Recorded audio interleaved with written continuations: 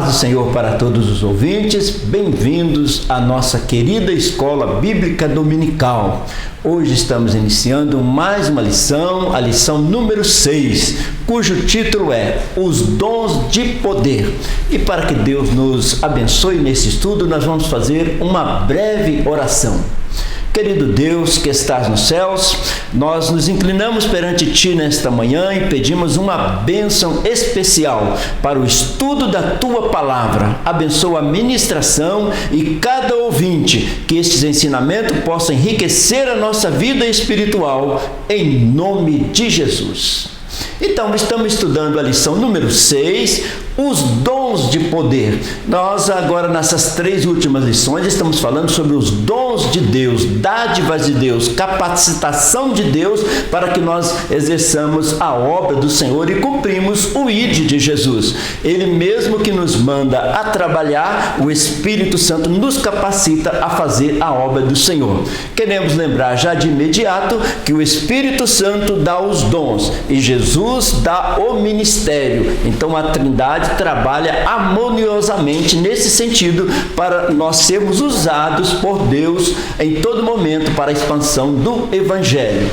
Então, o nosso texto de ouro que foi escolhido para essa lição não podia ser outro senão Atos capítulo 8, onde a história da igreja está se desenvolvendo numa unção poderosa do Espírito Santo. Então me diz assim: e as multidões unanimemente prestavam atenção ao que Felipe dizia, porque ouviam e viam os sinais que ele fazia. O Felipe é um dos diáconos que foram consagrados ali em Atos capítulo 6, mas de repente ele está lá em Samaria fazendo um trabalho de um evangelista e Deus o usava para fazer sinais, curas e maravilhas ali naquele lugar. E o que acontecia? O povo ouvia o que ele pregava e viam os sinais que ele fazia. Uma das coisas que nós vamos estudar nessa lição, que os sinais e os milagres ajudam as pessoas a testar a veracidade do Evangelho, porque Jesus disse: vocês irão pregar e os sinais seguirão aos que creem. Então, as multidões atendiam unânime às coisas que Filipe dizia, ouvindo-as, vendo os sinais que ele operava. Então, esses sinais eram muito importantes para confirmar o verdadeiro evangelho. A nossa verdade aplicada diz o seguinte: cada discípulo de Cristo deve desejar e buscar os dons espirituais para o cumprimento da missão, da evangelização e edificação da igreja. Esses dons estão disponíveis, Deus quer nos conceder esses dons, mas existe um mandamento e um ensinamento bíblico que nós devemos buscar com zelo os melhores dons, pedir ao Senhor que nos conceda os seus dons. De fato é que o Espírito Santo vai distribuir os dons como Ele quer para a missão que cada um vai cumprir aqui na terra. Então, e qual é o nós devemos fazer? Nós devemos desejar e nós devemos buscar. Para quê? Para melhorar a nossa evangelização e ajudar na edificação da igreja. Se nós buscamos, Ele nos capacita e nós fazemos a obra do Senhor. Então, como usar o seu dom espiritual? Como perceber que você tem um dom espiritual? De acordo com o seu ministério, à medida que nós vamos dedicando na obra de Deus, a gente vai percebendo que Deus está nos capacitando naquele dom para aquele propósito pelo qual Ele nos chamou.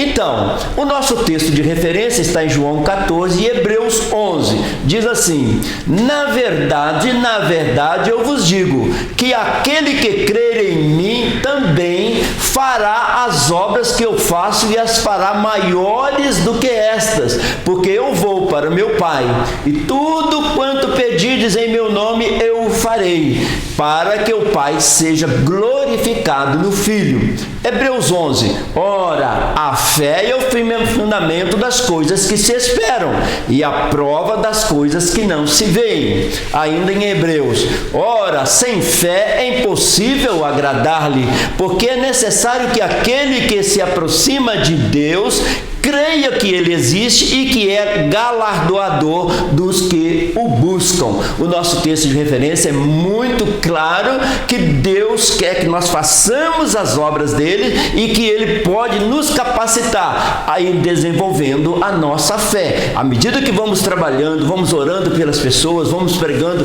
vamos dedicando em alguma área da igreja, nós vamos identificando o dom e o ministério que Deus tem para as nossas vidas. Então, dos dons espirituais, dos 9 dons espirituais, hoje nós vamos estudar sobre os dons de poder. Vamos falar sobre a fé no tópico 1, tópico 2, vamos falar sobre cura e vamos falar sobre milagres. Às vezes nós pensamos que curas e milagres é a mesma coisa, mas cura é o restabelecimento da saúde. Milagres são intervenção de Deus na natureza. Nós vamos comentar muito sobre isso nesta escola bíblica dominical. Então, a introdução. Através dos dons de poder, a Igreja de Cristo vive o sobrenatural de Deus na terra. A Igreja vive e sobrevive vivendo esse sobrenatural de Deus. Milagres continuam acontecendo. Operações de Deus continuam acontecendo. Pessoas continuam sendo curadas. Maravilhas têm sido acontecidas. Livramentos têm acontecido. Os milagres continuam acontecendo na Igreja de hoje. Estes dons de poder são fundamentais para quê?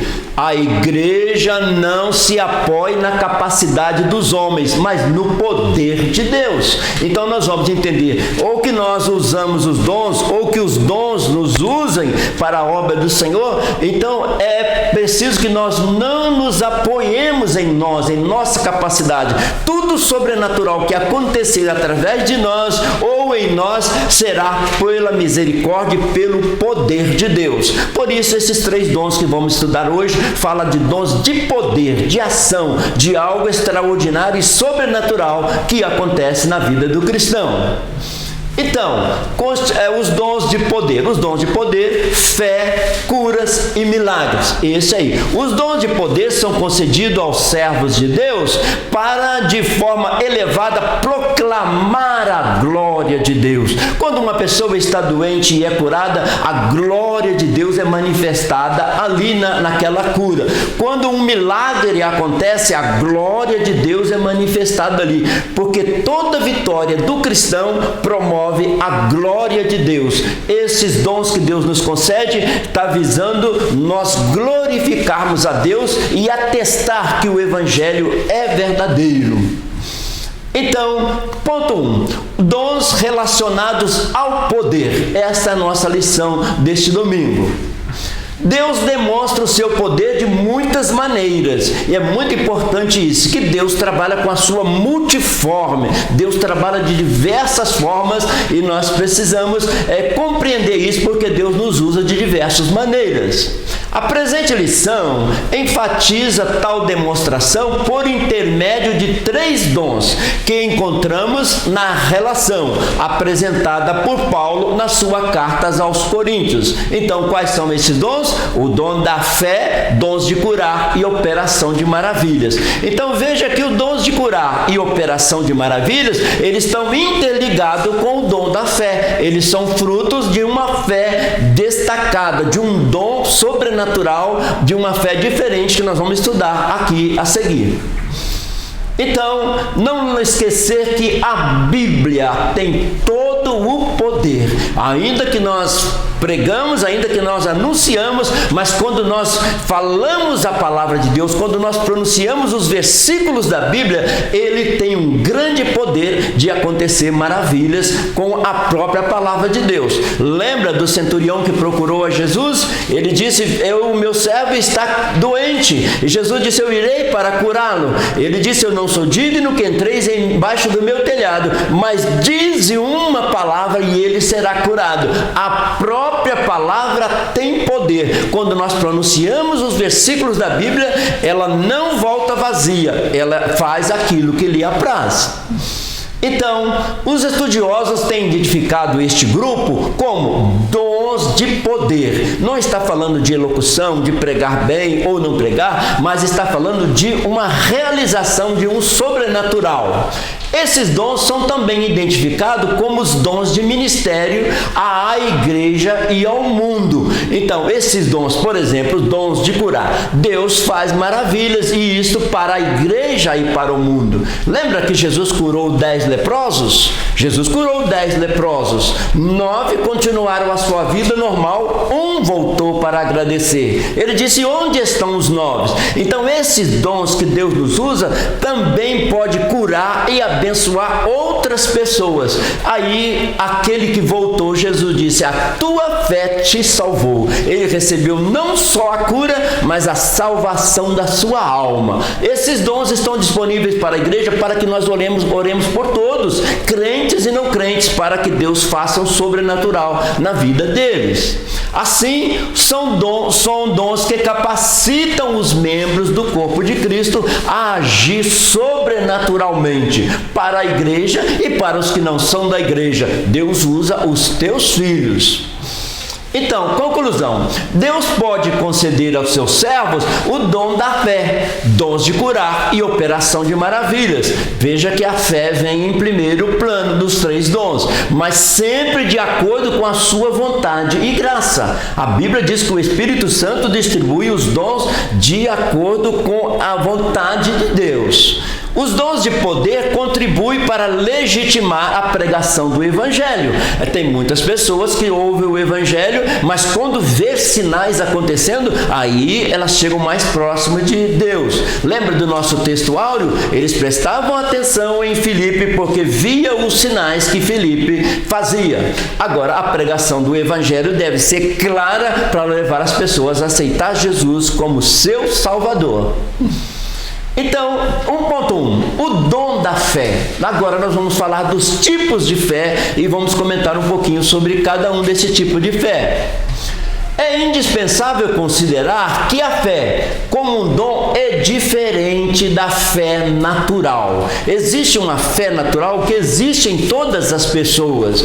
Por exemplo, nós, quando estamos em alguma convivendo, ou quando nós estamos num ônibus, por exemplo, nós temos uma fé que aquele ônibus vai para o destino que nós queremos ir. Existe uma fé natural que as pessoas têm, que é diferente da fé salvífica, diferente da fé salvadora. Olha o que diz a Bíblia: de sorte que a fé é pelo ouvir, e ouvir pela palavra de Deus. Efésios também, Paulo escreveu assim: porque pela graça sois salvos por meio da fé, e isso não vem de vós, é dom de Deus, não vem das obras, para que ninguém se glorie. Aqui já de imediato o texto já começa a nos ensinar: existe uma fé natural que todas as pessoas têm. Agora existe uma fé salvadora. Eu creio que Jesus morreu na cruz para me salvar. Eu entendo que todos pecaram e que eu preciso desta salvação. Então eu invoco o nome do Senhor, aí o Espírito Santo me revela esta salvação. Então eu tenho uma fé salvadora ou salvífica. Nós temos uma fé de aceitar Jesus como Salvador. Tem pessoas que vêm à igreja e têm uma fé para receber uma cura, e recebem uma cura, mas às vezes não chega a entender que existe uma fé salvadora, que é necessário se converter para entrar no reino de Deus. Assim, a Bíblia fala pelo menos de 4 tipos de fé. Fala da fé salvadora, aceitar Jesus como Salvador para ir para o céu. Uma fé de uma forma geral, que todo mundo tem uma confiança, uma fé de uma maneira geral. O fruto da fé. Quando Paulo escreveu aos Gálatas, um dos frutos que o cristão desenvolve na vida dele é a fé. A fé vai aumentando, é um fruto, é uma coisa que a gente planta e colhe esta fé. À medida que nós vamos convivendo, vamos ouvindo a palavra de Deus, vamos ouvindo ricas pregações, vamos orando, hinos, o fruto da fé vai desenvolvendo na nossa vida. Mas existe o dom da fé, alguém com uma fé tão elevada elevada, mais destacada, uma fé mais abundante na sua vida para realizar obras sobrenaturais no nome de Deus. Sempre lembrando, quem faz o sobrenatural acontecer é Deus, e nós somos instrumento, vasos de Deus, que temos o dom da fé para dizer alguém seja curado, dizer seja liberto, seja resolvida esta situação, com o dom da fé. Mas o realizador de todas as coisas é o nosso Senhor Jesus Cristo. A Bíblia nos diz lá no livro de Marcos que os discípulos saíram pregando o Evangelho, e Jesus foi com eles, confirmando com sinais. Quem faz os sinais é Jesus, através dos filhos de Deus. Então, é diferente também da fé como doutrina. Por exemplo, nós todos seguimos uma certa doutrina. Todos nós temos aquela comunhão porque a nossa doutrina exige uma regra de fé. Esta regra de fé que forma a igreja, o corpo de Cristo. Nós temos uma regra de fé como doutrina. Por exemplo, se nós pegarmos o nosso jornal O Semeador, lá no cantinho, lá na primeira página, já está escrita a regra de fé da igreja, uma fé doutrinária. O que nós cremos, então, é a maneira de crer daquela igreja. Olha o que diz em 2 Coríntios: examinai-vos a vós mesmos, se permaneceis na fé, provai-vos a vós mesmos, ou não sabeis quanto a vós mesmo que Jesus Cristo está em vós, se não é que já estáis reprovado? Então, uma igreja tem uma doutrina de fé, é uma fé pentecostal, no nosso caso, que nós vivemos crendo na palavra de Deus.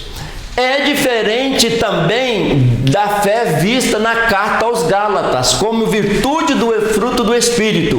Olha que está escrito em Gálatas: mas o fruto do Espírito é o amor ou caridade, gozo, paz, longanimidade, benignidade, fé, mansidão e temperança. A fé é um fruto que nós desenvolvemos à medida que convivemos com o Senhor. Ainda ele está falando que o dom da fé é diferente desta fé. É uma fé mais elevada para fazer o sobrenatural acontecer no nome precioso de Jesus.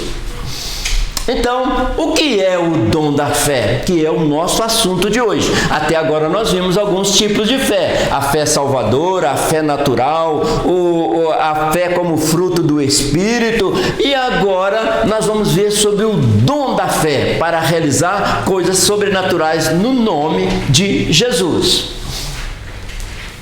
Então, a galeria dos heróis e heroínas da fé em Hebreus traduz a realidade deste dom. Se nós abrirmos a carta aos Hebreus, ali parece que é mais um tratado teológico do que uma carta. Mas em Hebreus capítulo 11, o autor ou a autora vem relacionando homens e mulheres desde lá de Abel, que realizaram coisas extraordinárias porque eles possuíam o dom da fé.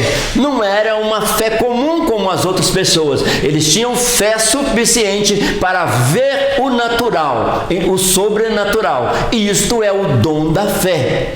Homens e mulheres de Deus receberam pela fé a certeza de coisas que não poderiam ver nem provar, mas continuaram avançando com Deus através de circunstâncias difíceis.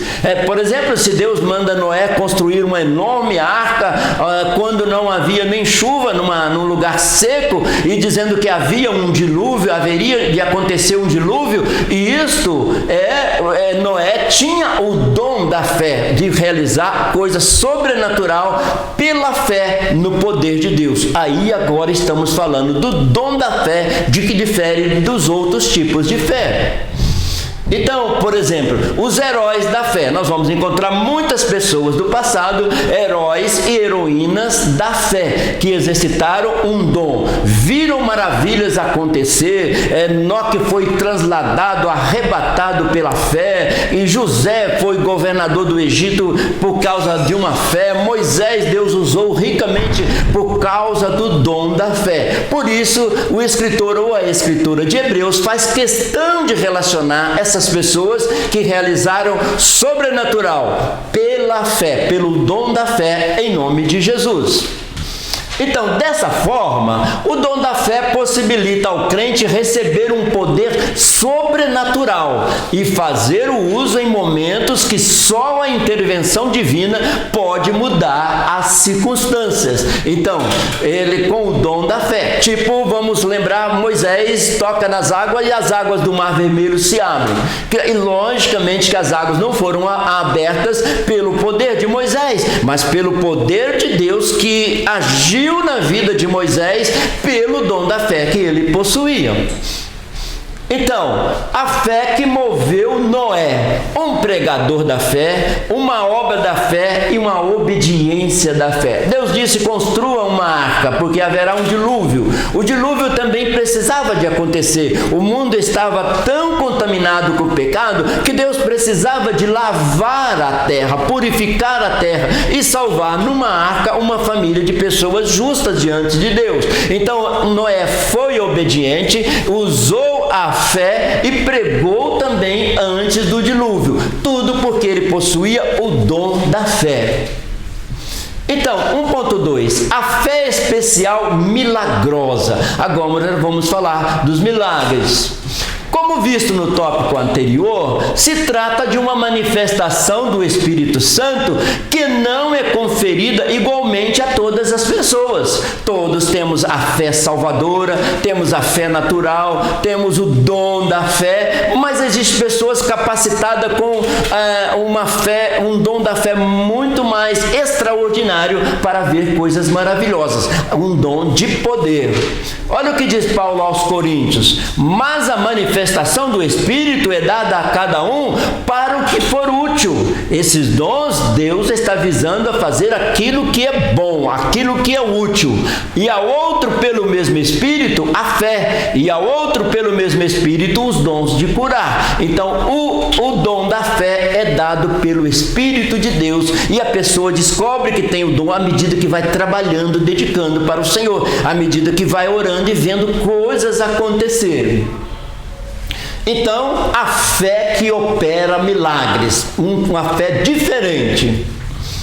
A fé especial visa capacitar o membro do corpo de Cristo para o enfrentamento de situações especiais, momentos difíceis, situações, decisões difíceis. Então o dom da fé entra em ação. Importante manter em mente que essa manifestação visa o proveito da igreja de acordo com a vontade do Espírito Santo e não se destina a atender interesses pessoais. O dom da fé, lembrar sempre que é um dom, ele é de Deus, concedido a nós para realizarmos a obra de Deus. Então esse dom nunca deverá ser usado para interesses pessoais, mas sim fazer a vontade do Espírito Santo.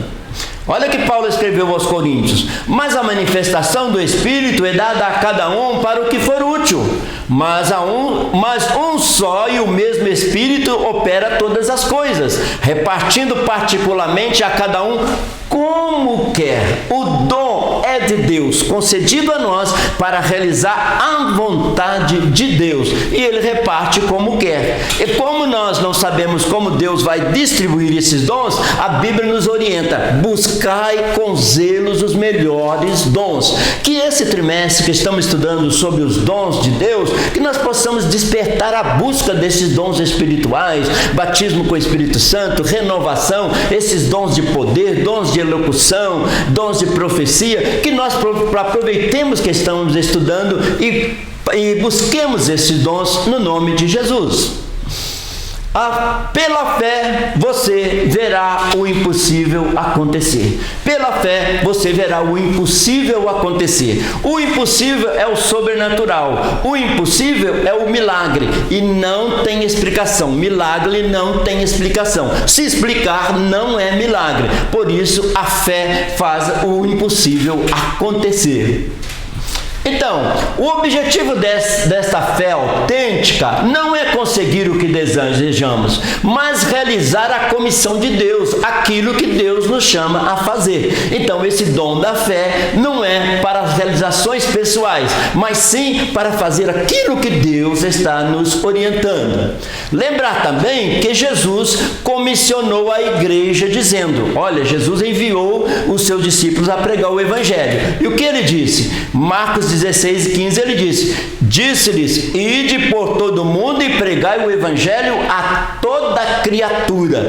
Todos no mundo são criaturas de Deus. Quando se converte, Deus dá-lhes o poder de ser chamado filhos de Deus. Aí, quando ele mandou pregar o Evangelho, ele disse, e imporão as mãos sobre os enfermos e os curarão. Às vezes nós acomodamos pensando, olha, eu não tenho o dom de curar, não vou orar pelos enfermos. Não, nós devemos orar pelos enfermos, pregar o Evangelho e o dom de Deus vai se manifestar para um propósito divino, converter aquela pessoa. Então, a fé em Deus nos faz crer no incrível, ver o invisível e realizar o impossível. A fé em Deus, Deus grande, a fé em Deus nos faz crer no incrível, ver o invisível e realizar o impossível através do dom da fé. 1.3. O dom da fé em ação no Antigo Testamento. Eu pensava que esse dom da fé era só para o Novo Testamento, só depois do Pentecostes. Não, nós vamos ver que em toda a história do Antigo Testamento, da igreja, do povo de Israel, Deus já agiu sobrenaturalmente e já havia homens e mulheres com o dom da fé. Então, podemos ver o dom da fé em exercícios em várias oportunidades no Antigo Testamento. Um exemplo é Moisés, tendo ao lado as montanhas, à frente o Mar Vermelho e atrás Faraó avançando com seu exército de cavalos e carros, exerceu o comando recebido de Deus e atravessou com o povo de Israel e naquele dia viram o milagre acontecer, o mar se abrir. O povo de Israel estava acampado num lugar chamado Pi-Hairote. Pi-Hairote em hebraico significa beco sem saída. Montanhas do lado, Mar Vermelho à frente, exército de Faraó atrás. Eles só tinham um lugar para orar, para olhar para o céu. E Deus disse, Moisés, porque clama a mim, toca nas águas e manda o povo marchar. E o milagre aconteceu, porque Moisés tinha o dom da fé, uma fé sobrenatural para ver milagres sobrenaturais. Então, é fé diante do Mar Vermelho. E isso é que nós vimos ali naquela passagem do Mar Vermelho.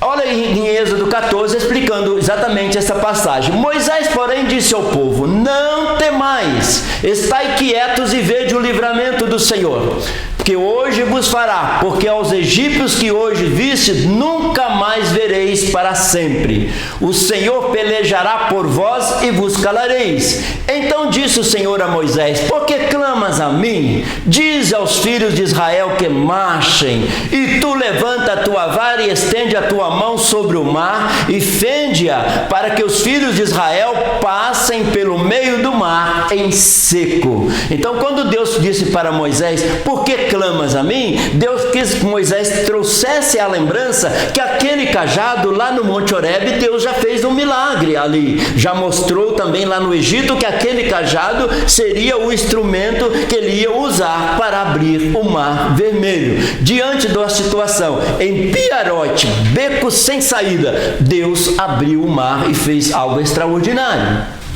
Então, o que podemos dizer? A travessia do Mar Vermelho. Um grande milagre acontece ali e todos nós conhecemos. Também vemos o exercício do dom da fé na vida do profeta Elias. Elias é chamado o profeta dos desafios. Como ele desafiava pelo dom da fé na natureza. Quando desafiou os profetas de Baal e de Azera ou Azerá, quem era o Deus verdadeiro? Para revelar ao povo quem era o Deus verdadeiro. Eles, na época, adoravam o Deus Baal, o Deus da chuva. E Elias chega lá para o rei Acabe e diz, segundo a minha palavra, não vai chover durante 3 anos e meio. Não vai chover mais de 3 anos, segundo a minha palavra. Elias estava desafiando o Deus que eles criam que era o Deus da chuva. Então ele entrou mostrando que o Deus verdadeiro é o Deus de Israel. Isso foi muito importante. Então, Elias e os profetas de Baal, eles clamam por Baal, e Elias fez o desafio. Aquele que responder com fogo, este é o Deus verdadeiro. E eles clamaram até meio-dia, mas o Deus deles não respondeu. Mas se Baal seria Deus, então poderia ter chovido, mas também não choveu, porque estava Elias servindo ao Deus verdadeiro. Então, o dom da fé é dado pelo Deus verdadeiro para sinais sobrenaturais verdadeiros. E Elias clamou, e o fogo desceu e provou que só o Senhor é Deus, só o Senhor é Deus. Olha o que está escrito no texto. Então invocai o nome dos vossos deuses, com D minúsculo. E é interessante que eles escreviam em muitos deuses, um Deus para fazer produzir, outro Deus para chover, um Deus para fazer amanhecer o dia, e eles achavam muito estranho que nós cristãos cremos num Deus que é poderoso para todas as coisas. Ele é suficiente para fazer todas as coisas. Ele é onipresente, onipotente e onisciente. E isso que os povos da terra não entendiam, que a gente crer num Deus que pode tudo, não precisa ficar inventando Deus. É isso que o texto quer nos ensinar também. E então ele disse: boa é esta palavra de fazer o desafio. E sucedeu que Elias se chegou e disse: ó Senhor Deus de Abraão e de Isaque e de Israel, manifeste-se hoje que tu és Deus em Israel. Ó Deus, eu estou clamando para um sobrenatural, e isto para glorificar o teu nome e para que esse povo veja que tu és Deus. Elias estava fazendo uma oração no meio de gente de diversas maneiras de fé. Estava diante de Acabe, que era contra Elias. Estava diante de muitas pessoas que estavam em cima do muro. Por que cocheais entre dois pensamentos? Se Baal é Deus, siga-o. Se o Senhor é Deus, siga-o. Então, o Baal já estava mostrando que ele não era Deus nenhum, porque a chuva não vinha. E ele era considerado o Deus da chuva. Responde-me, Senhor, responde, para que este povo conheça que tu, ó Senhor, és Deus. Então caiu o fogo do Senhor e consumiu o holocausto, e a lenha, e as pedras, e o pó, e ainda lambeu a água que estava ali naquele rego. O que vendo todo o povo caiu sobre os seus rostos e disse: só o Senhor é Deus, só o Senhor é Deus. Então, Elias e os profetas de Azerá e de Baal, ele venceu por uma fé sobrenatural. Outro personagem que observamos no Antigo Testamento que fez uso do dom da fé foi o Daniel. Daniel mostrou por diversas maneiras que o Senhor é Deus pelo dom da fé. Daniel demonstrou uma fé sobrenatural ao permanecer orando ao Senhor, mesmo sendo sabedor que isto poderia lhe custar a própria vida. Foi saído um edito do rei que durante 30 dias ninguém poderia orar a outro Deus. Mas o Daniel costumava orar 3 vezes ao dia. Ficar sem orar 3 vezes ao dia seria como se fosse 90 dias sem orar, 3 meses sem orar. Isso para Daniel seria muito, para quem orava 3 vezes ao dia. E ele foi persistente na sua fé, no seu dom da fé, e ele manteve ali em oração.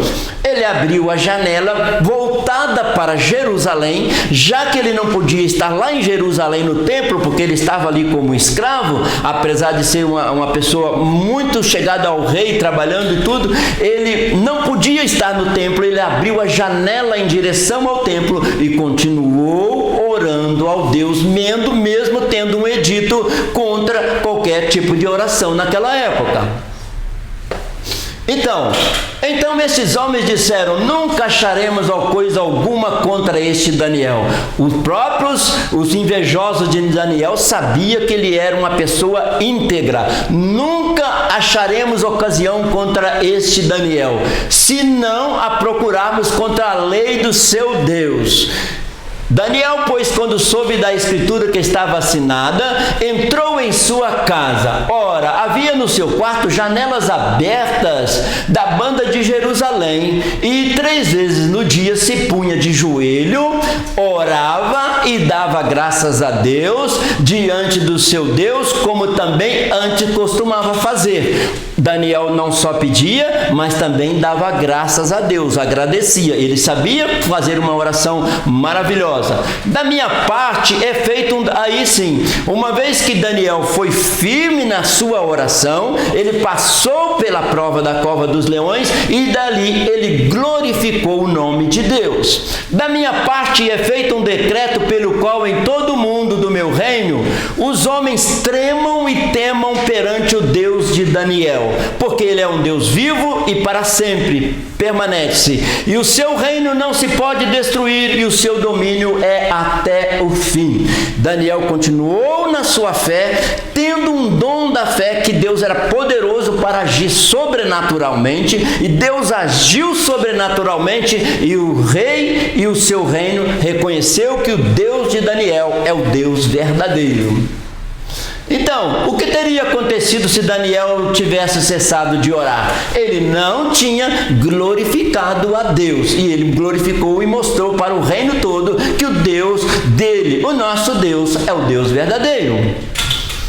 Então, faça um decreto pelo qual, isso o rei falando, em todo o domínio do meu reino, os homens tremam e temem perante a Deus de Daniel, porque ele é o Deus vivo e que permanece para sempre. O seu reino não será destruído e o seu domínio não terá fim. Glória ao nome do Senhor. Daniel manteve o dom da fé, Deus agiu sobrenaturalmente e ele glorificou o nome de Deus. Então, continuando, vamos estudar agora o tópico 2, dons de curar. Já de imediato nós observamos que a palavra dons já vem no plural, dons de curar ou dons de curas. Por quê? São muitas as enfermidades e também são muitas as maneiras que Deus age para realizar uma cura. E são muitas pessoas que podem ser capacitadas a orar. Ele disse, pregai o evangelho,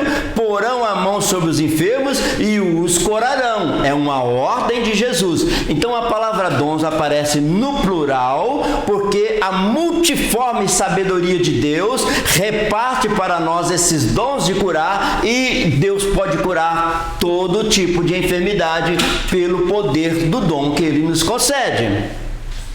Então, é através dos dons de curar que o Espírito Santo oferta ao crente o poder de Deus para que seja capacitado a fim de realizar a restauração da saúde de alguém por meios sobrenaturais. Então, Deus capacita para que aquela pessoa seja curada, porque a compaixão e a misericórdia de Deus é muito grande em curar as pessoas. E Ele cura tanto os cristãos como não cristãos, como nós vimos no caso dos 10 leprosos.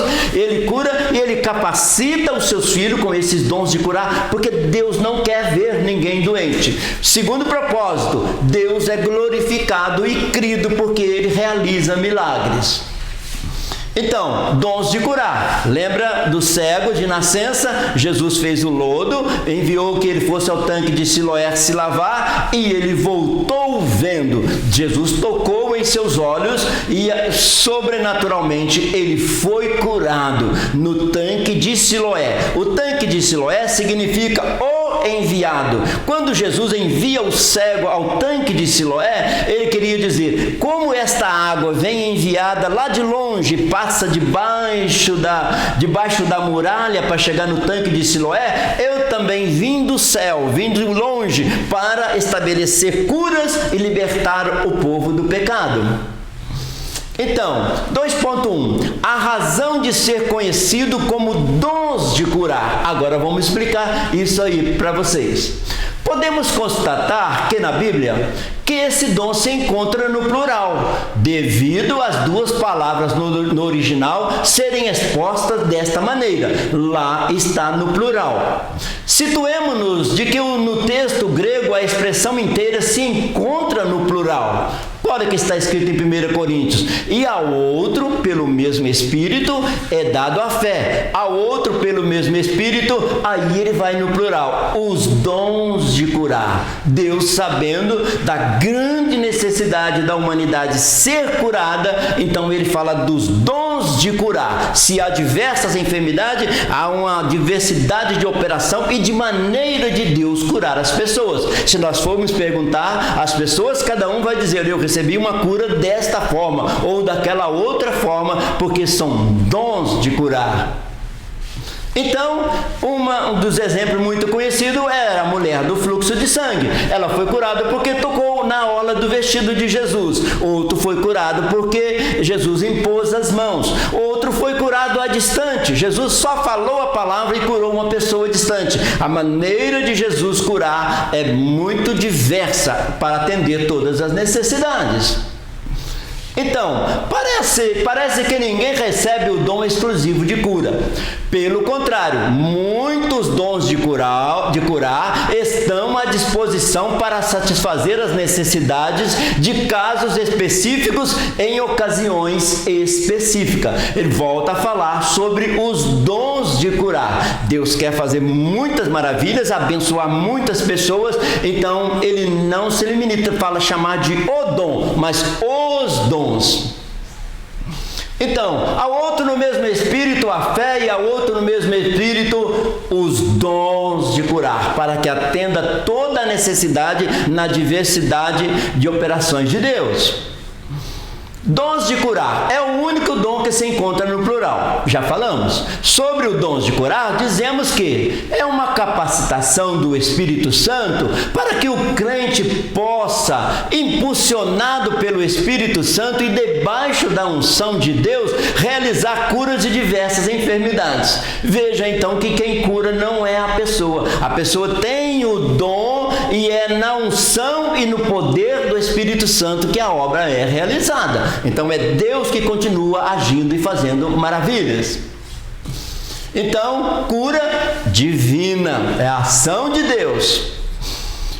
2.2. A relevância dos dons de curar para a Igreja de Cristo. Como é importante? Aqui poderia dizer a importância, como é importante. E isso tem acontecido nos nossos dias, na nossa igreja. Nós pregamos, nós anunciamos, nós oramos pelos enfermos e pedimos a Deus, e daqui a pouco as pessoas estão testemunhando que receberam as suas curas. E cada testemunho que nós ouvimos na igreja é bem diferente, porque Deus tem uma multiforme sabedoria e dons de curar está no plural. Então Deus opera dessa forma. 2.2. Podemos dizer que a cura divina faz parte da obra redentora efetuada por Cristo. Quando Jesus morreu na cruz do Calvário, ele fez duas coisas importantes. Ele nos salvou espiritualmente e também curou as nossas enfermidades. Vamos ver o texto de Isaías? Isaías escreveu há 730 anos antes de Cristo, mas ele falou sobre o Calvário. Olha o que ele escreveu: verdadeiramente, como é bom ler um versículo já começando assim: verdadeiramente ele tomou sobre si as nossas enfermidades e as nossas dores levou sobre si, e nós o reputamos por aflito, ferido de Deus e oprimido, mas ele foi ferido pelas nossas transgressões, moído pelas nossas iniquidades. O castigo que nos traz a paz estava sobre ele, pelas suas pisaduras fomos sarados. Jesus fez duas obras grandiosas na cruz do Calvário: salvou a nossa alma, perdoou os nossos pecados e também poderosamente curou as nossas enfermidades. Hoje nós oramos no nome de Jesus, que pagou o preço pela cura e pela salvação. Glória ao nome de Jesus. Então, ele foi ferido pelas nossas transgressões, moído pelas nossas iniquidades. O castigo que nos traz a paz estava sobre ele, e pelas suas pisaduras fomos sarados. A carta aos Gálatas diz que ele pegou os nossos pecados, ele cravou na cruz. As nossas enfermidades ele cravou na cruz. Hoje nós podemos orar em nome de Jesus, porque ele continua curando.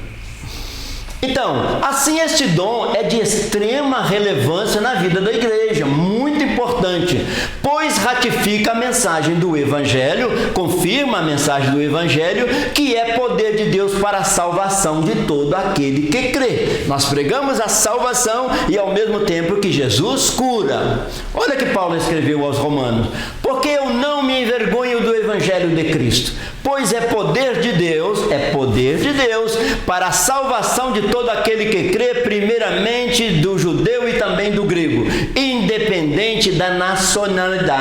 O Evangelho é poder para salvar. E Paulo diz: eu não me envergonho do Evangelho, glorifico o nome do Senhor pelo que Ele é poderoso para fazer. Então, olha que pensamento interessante. Você só entende bem uma pessoa quando se coloca no lugar dela. Foi isso que Jesus fez. Jesus colocou-se no nosso lugar, na cruz do Calvário, para nos dar, pela graça, a salvação através do seu sacrifício ali no Calvário. Ele se colocou no nosso lugar. Tem um pensamento que é muito forte, eu gosto sempre de repeti-lo. Eu não estava no Éden, mas recebi a culpa. Mas também eu não estava no Calvário, mas recebi a graça. Então é muito importante isso. No Calvário, Jesus estava derramando da sua graça.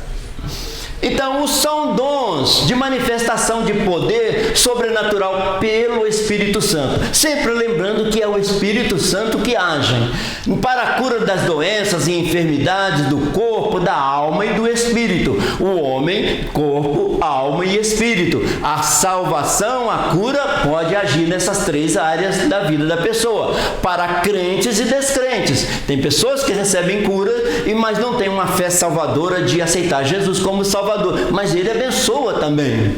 Os dons de cura operam de várias maneiras: através da palavra, através do outro dom, uma palavra de ordem, um olhar, através da imposição de mãos. Os dons de curas abrangem o ser humano em sua totalidade. Então, ele pode curar o corpo, ele pode curar a alma, as doenças psicológicas, e ele cura o espírito, salvando. Ele age de diversa maneira. Esse dons de curas traz esse plural para que nós sempre lembremos disso aí. Uma palavra de ordem, Jesus falou: à distância alguém foi curado, a imposição de mãos ou de diversas maneiras. Não podemos limitar a operação do Espírito Santo e dizer que o Espírito Santo vai operar assim, porque o Espírito Santo é Deus e Ele opera como quer. Então, dons de curar. Nós lembramos também da unção. Está alguém entre vós doente? Chama os presbíteros da igreja e esses façam a oração sobre ele, ungido com óleo em nome do Senhor. E a oração da fé salvará o enfermo e o Senhor o levantará. E se houver cometido pecado, se-lhe-ão perdoado. Aqui está falando da abrangência do poder da cruz. A cruz tem poder para salvar e tem poder para curar as enfermidades. O azeite é o símbolo do Espírito Santo. Então é muito importante. E a nossa unção, quando nós fazemos, normalmente nós ungimos a testa da pessoa, porque está perto da mente, para que a pessoa creia que vai receber aquele milagre. Então, bem perto da sua mente, para onde ele vai crer no Senhor para receber o milagre. Então, 2.3. Ninguém pode dizer que possui os dons de curar. Isso não é uma posse. Deus deu, é seu, vou usar como quer. Não. Os dons são de Deus e Ele nos usa como instrumento para realizar as obras do Espírito Santo. Então diz a leitura: os dons de curar é uma capacitação específica em circunstâncias que exigem a atuação divina do Espírito Santo na vida do crente. Então, às vezes estamos vivendo uma vida normalmente sem problema, mas há momentos que nós precisamos de uma intervenção divina e esses dons de curar entram em ação. Aquele que recebe os dons de curar não deve achar que este dom é dele, lhe pertence ao Senhor. Portanto, ele mantém a vida em consagração, em santificação, em oração, para que Deus continue usando.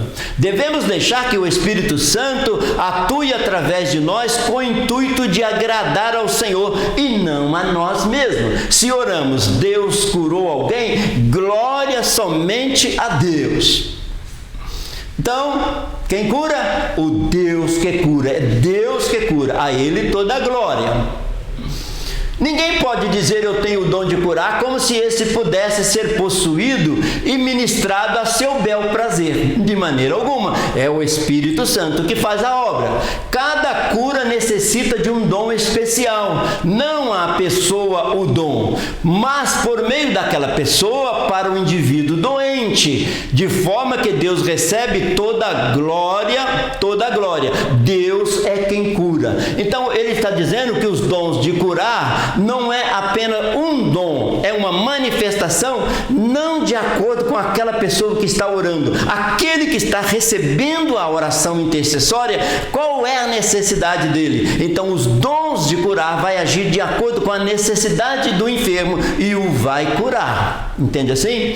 Enquanto estendes a mão, olha bem, Pedro falando isso aí, eles vão pregando o Evangelho, enquanto estendes a mão para curar, para que se façam sinais e prodígios pelo nome do teu santo Filho Jesus. Pedro está dizendo logo no início da igreja, estamos pregando e o Senhor estendendo a mão para curar, porque acontecia muitos milagres na igreja primitiva. Os apóstolos pregavam e Deus se manifestava curando. Pois eu sou o Senhor que os cura. Quando Deus tirou o povo de Israel do Egito, logo no caminho ele falou para eles, eu sou o Jeová Rafá. Ele falou em hebraico, eu sou o Jeová Rafá, eu sou o Deus que cura. Isso é um dos nomes que nós conhecemos Deus como Deus que cura. Então, dois propósitos básicos envolvem a manifestação dos dons de curar. Qual é o primeiro propósito? O primeiro é atestar o poder do Evangelho com o objetivo de glorificar a Deus. Quando acontece um milagre, prova-se que aquele Evangelho que está sendo pregado é verdadeiro. Isso em primeiro momento. Olha o que diz Lucas. Qual é mais fácil, dizer os teus pecados estão perdoados ou dizer levanta e anda? Ora, para que saibais que o Filho do Homem tem poder sobre a terra de perdoar pecados, disse ao paralítico, eu te digo, levanta-te, toma tua cama e vai para a tua casa. E levantando-se logo diante deles e tomando a cama em que estava deitado, foi para a sua casa glorificando a Deus. Aquele homem passou muito tempo com as costas na cama, agora ele estava com a cama nas costas, glorificando a Deus. Então, um primeiro propósito é atestar que o Evangelho é verdadeiro e glorificar a Deus com a cura, tanto quem orou como quem recebeu a cura. E assim foi aquele homem que desceu pelo telhado. Jesus primeiramente perdoou o pecado, depois curou a enfermidade. A pergunta fica para nós, seria mais fácil para Jesus curar ou perdoar? Curar, nós já tínhamos visto curas até no Antigo Testamento. Por outras pessoas curaram, através de apóstolos, discípulos, homens e mulheres oraram e curaram. Mas perdoar pecado era mais difícil porque necessitaria de Jesus morrer na cruz do Calvário para salvar a humanidade. Então perdoar exigiu muito mais Jesus ser sacrificado em nosso lugar para que estivéssemos aqui glorificando a Deus. Então, o segundo propósito é de amenizar o sofrimento humano mediante o grande amor de Deus. Então, um Deus de compaixão pelo sofrimento humano. Deus continua tendo esse mesmo. Ele é o mesmo ontem, hoje e será eternamente. Olha o que diz Mateus. E vendo a multidão, teve grande compaixão deles, porque andavam desgarrados e errantes como ovelhas que não têm pastor. Sim, Jesus teve compaixão deles. A compaixão levou Jesus a fazer inúmeros milagres. Ainda Marcos escreveu, e Jesus, movido de grande compaixão, estendeu a mão e tocou e disse-lhe, quero ser limpo. E ele creu e recebeu a cura. Não é propósito de cura divina relegar a cura médica. Aqui, quando nós estamos falando de Jesus tem poder para curar, ele não está desfazendo do poder da medicina, da capacidade dos estudos. Deus faz milagres diretamente e Deus também usa a medicina porque é de Deus. O próprio Lucas, o doutor Lucas, era médico e ele fazia parte das comissões de viagens missionárias. Então, nós cremos que Deus pode fazer diretamente um milagre e também pode fazer através da medicina. Isso é motivo da gente glorificar a Deus. Então, e Jesus disse-lhe: se podes crer, tudo é possível ao que crer. Então, Jesus, o que ele exige é fé. O que Jesus exigia era fé. Ele queria que a pessoa... Jesus chegava para a pessoa, para um cego, por exemplo, e perguntava assim: o que queres que eu te faça? É lógico que Jesus já sabia o que ele queria, mas Jesus queria que ele abrisse a boca e dizia: eu quero ver. Então, se tu creres, tudo podes aquele que crê. Então, ponto 3. Operação de maravilhas. Nós vamos ver agora que curas é uma coisa, milagres e maravilhas é outra coisa. A cura age diretamente para aquela pessoa que está enferma, é cura mesmo, não entra nem ressurreição, porque as maravilhas é que vai entrar a ressurreição, a intervenção na natureza, para chover, não chover, parar o sol, acalmar o mar, andar sobre o mar. Então, isso são maravilhas. Até agora, no tópico 2, estávamos estudando sobre as curas. Agora, a operação de maravilhas. Pelo dom de operação de maravilhas, o Espírito Santo proporciona o poder de Deus ao crente a fim de transmitir uma resposta sobrenatural mediante uma operação divina. Como nos mostra a Bíblia, esse dom é difundido pelo Espírito Santo, de acordo com a sua vontade, para o desenvolvimento da Igreja de Cristo, o corpo de Cristo. Então, a operação de maravilhas, Deus concede ao crente, aos cristãos. E muitas pessoas testemunham de maravilhas que Deus fez. Não somente cura, o outro dom que estudamos anteriormente, mas maravilhas. Vamos ver uma delas, né? Então, quando Elias orou e não choveu, operou uma maravilha. E depois ele orou e choveu, outra maravilha. E o povo comemorando aquela bênção. Eles pensavam que Baal era o Deus da chuva e nada de Baal. Só o Senhor é Deus, só o Senhor é Deus. Aí veio a chuva em nome do Deus verdadeiro. O dom de operação de maravilhas não é por mérito humano, não é por merecimento, é porque Deus é misericordioso. Ele quer abençoar aquela pessoa e Ele também quer que o seu evangelho seja atestado que é verdadeiro. Engana-se, porém, quem pensa que é detentor do dom de operação de maravilhas.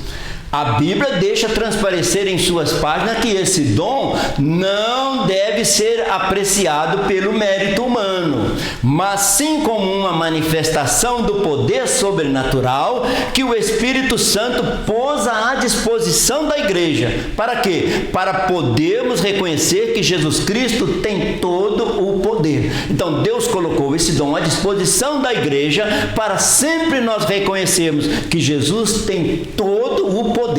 Tanto é que o reino de Deus é chamado um reino de poder. Se o reino de Deus é chamado de reino de poder, então ele capacita os seus filhos e as suas filhas com poder sobrenatural. Isso, Jesus transforma a água em vinho, um poder sobrenatural, uma maravilha, que não é uma cura, uma maravilha, tá? E por que Jesus foi usar as talhas que estavam ali e não continuou usando os vasos que já estavam sendo usados naquele casamento? Porque ele não queria misturar nada de antigo com o novo, e outra porque as talhas elas estavam ali para um cerimonial religioso, e Jesus também estava trabalhando na visão religiosa das pessoas. Por isso ele vai usar as talhas, outros objetos, para transformar a água em vinho. Então, atividade da operação de maravilhas ou das obras de operações de milagres, tá? Outra vez está no plural. Sugere muitas variedades de milagres ou ações do poder grandioso sobrenatural, muito ilimitado. O termo é muitas vezes usado para se referir à atividade divina. Então, a atividade divina, ela é multiforme, ela não tem limite.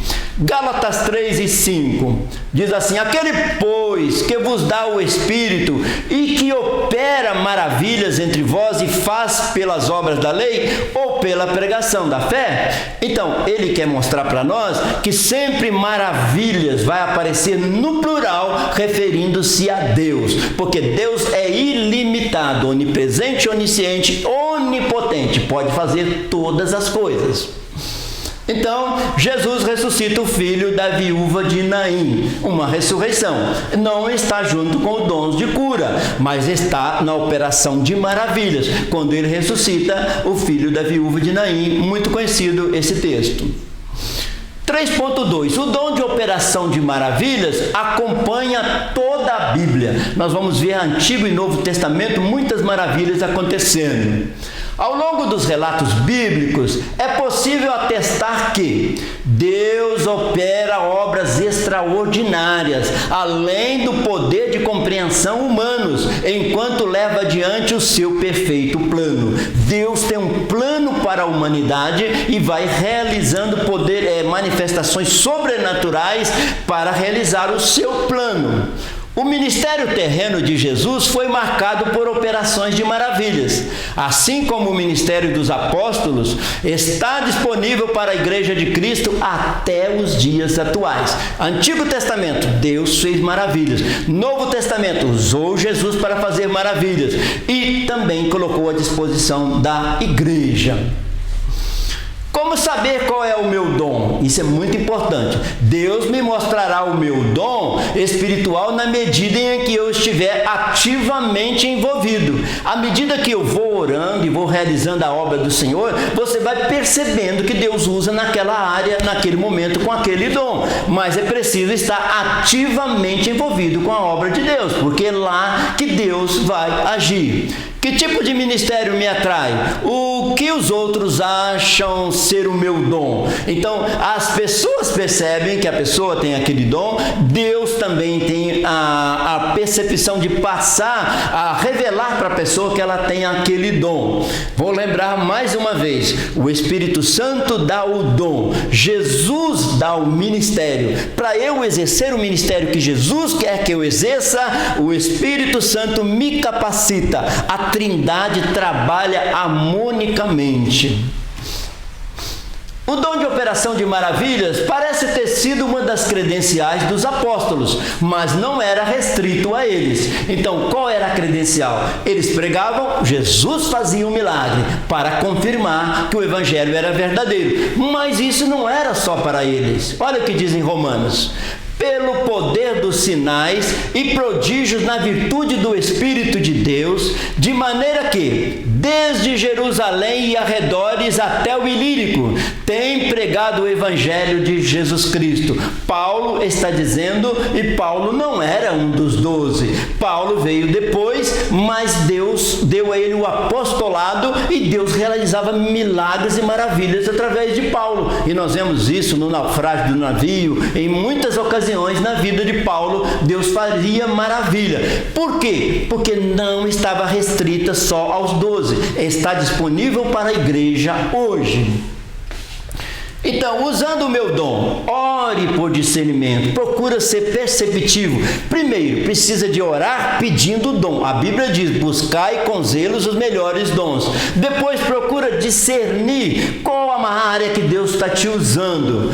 Você não precisa ter certeza do seu dom para ser usado por Deus. Não, eu vou orar pelo enfermo, vou pregar o Evangelho e vou fazer a oração. E Deus vai operar segundo a sua misericórdia, porque os dons são de Deus, concedido a nós. Talvez você precisa reavivar o dom. Paulo, escrevendo a Timóteo, diz, reaviva o dom de Deus que há em ti.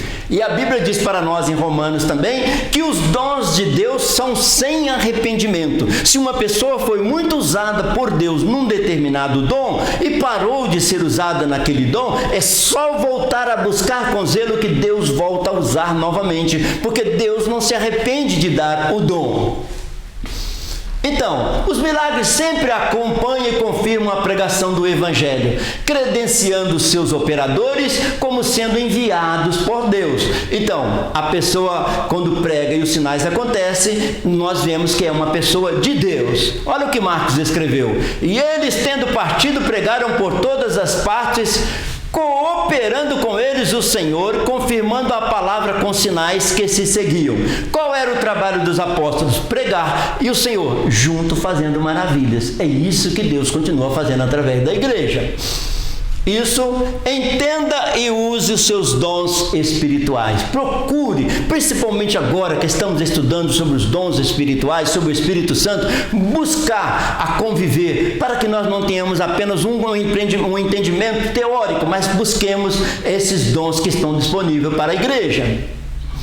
Alguns exemplos de milagres divinos: ressurreições, transformação de água, multiplicação, divisão de rios e mar, fenômenos da natureza, chuva, trovão, fogo, detenção do sol e da lua, demolições sobrenaturais no caso das muralhas de Jericó. Então, nós vemos que Deus sempre agiu sobrenaturalmente. Tu és Deus que realiza milagres, no plural. Mostra o teu poder entre os povos, para todos que vejam que Ele é Deus. 3.3. O dom de operação de maravilhas no Novo Testamento. Aconteceu muito no Antigo e no Novo, muito também. Vemos também no Novo Testamento a operação de maravilhas, além de socorrer o necessitado, como um sinal de Deus que chama e atrai as pessoas para ouvir a mensagem acerca de Cristo para a conversão. Então, as maravilhas também aconteceram no Novo Testamento para que houvesse conversão ao Evangelho. Então, Jesus acalma o mar. Isto é uma maravilha. Ele vai intervir na natureza. Podemos citar como exemplo quando Pedro e João se dirigiam ao templo para orar e encontraram um homem coxo, desde o ventre da sua mãe. E pelo poder do Espírito Santo, Pedro ordena que ele se levante e ande em nome de Jesus. Este milagre fez o povo correr para junto dos apóstolos e do homem curado. Então Pedro aproveita o ajuntamento e transmite a mensagem acerca de Jesus Cristo. Ele foi curado, lembrar, não lá na porta. Ele estava sendo levado para a porta. Deus usou para curar aquele coxo e ele ficou pulando ali do lado de Pedro, mostrando que ele foi curado. A Bíblia diz que ele entrou saltando, pulando. E enquanto ele saltava e pulava, mostrando o milagre, Pedro pregava o Evangelho. Isso foi muito forte, muito bonito. Então, não temos aqui 5 pães, então 5 pães e 2 peixes para alimentar uma multidão daquela uma transformação da natureza, uma multiplicação. Olha, aqui está o relato de quando Pedro curou o coxo ali no templo. E entrou com eles no templo, andando e saltando. Por que ele saltava? Ele era coxo dos pés. Ele queria mostrar que ele foi curado, louvando a Deus. E todo o povo viu andar e louvar a Deus. E Pedro aproveitou a oportunidade e pregou o Evangelho. Isso, e a ressurreição de Lázaro, como é importante, uma grande maravilha também. Jesus foi avisado de que Lázaro estava doente, mas ele veio só depois de 4 dias. Depois de 4 dias ele chama Lázaro para fora. 2 razões principais teve porque Jesus ressuscitou Lázaro depois de 4 dias. Primeiro, os judeus criam que quando a pessoa falecia, o espírito da pessoa ficava 3 dias ali rodeando o corpo. Era uma crença que eles tinham. Então Jesus precisava de ressuscitar alguém de 4 dias para mostrar que aquela crença não era verdadeira.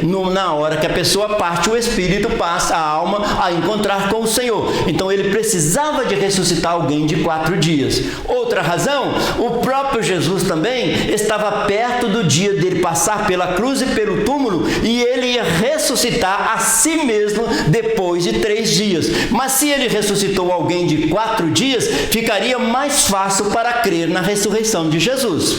Amém? Então, terminamos a nossa querida escola dominical. Olha a nossa lembrança. Dons relacionados ao poder, no tópico 1.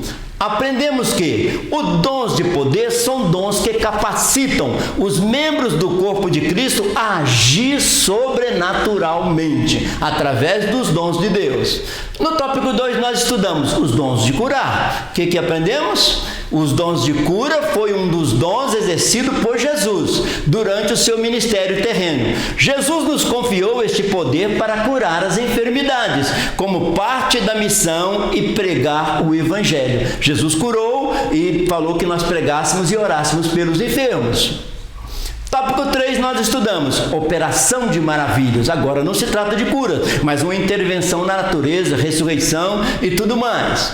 O dom de operação de maravilhas pode ser manifestado claramente como a intervenção sobrenatural no andamento habitual da natureza. Interrompe o andamento natural da natureza, atuando mediante ao poder do Espírito de Deus. É Deus que faz a obra. Então, conclusão. Como observamos, os dons de poder são habilitações ofertadas à Igreja de Cristo, pelo poder sobrenatural do Espírito Santo para exercer a obra confiada pelo Senhor. O Senhor nos dá um ministério, o Espírito Santo dá o dom para realizar o ministério. Então, você foi escolhido por Deus. Pode lembrar disso aí. Você foi escolhido por Deus. Então, descubra seu chamado e o seu dom espiritual. Descubra o seu chamado e o seu dom espiritual para exercer o seu ministério. E aprenda como descobrir os dons espirituais na sua vida. Desenvolva esses dons no nome de Jesus. Somos muito gratos a Deus por essa oportunidade, ao nosso pastor presidente, pastor Moisés. Agradeço a sua participação. No nome precioso de Jesus, que essa lição possa enriquecer mais a sua vida espiritual. Em nome de Jesus.